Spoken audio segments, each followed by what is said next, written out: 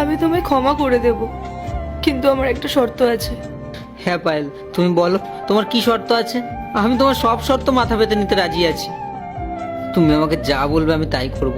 শুধু একবার বলো তুমি আমাকে ক্ষমা করেছো।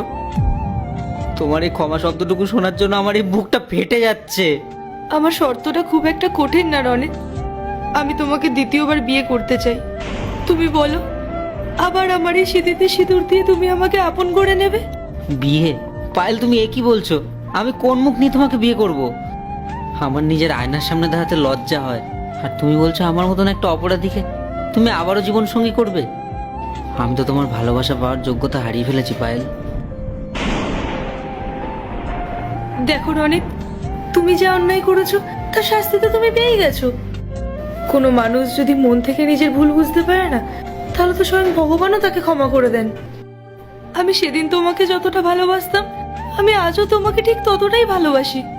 তবে হ্যাঁ রনিত, বিয়ে করার আগে তোমার আমাকে একটা কথা দিতে হবে, যে আজ থেকে কখনো তুমি আমার এই হাতটা আর ছেড়ে দেবে না, আর কখনো কোনো পরিস্থিতিতে মিথ্যে বলে আমাকে দূরে ঠেলে সরিয়ে দেবে না।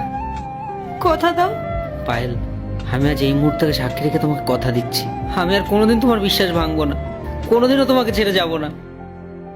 এতদিন যে ভালোবাসা তোমাকে আমি দিতে পারিনি, আজ থেকে তার চেয়ে বেশি ভালোবাসা দিয়ে তোমাকে আগলে রাখবো। আমার সব ভুলের জন্য আমি তোমার কাছে ক্ষমা চাইছি পায়েল, প্লিজ আমায় ক্ষমা করে দাও। কিন্তু এই সুন্দর ছবিটার জন্য কেউ লাইক সাবস্ক্রাইব করলো না।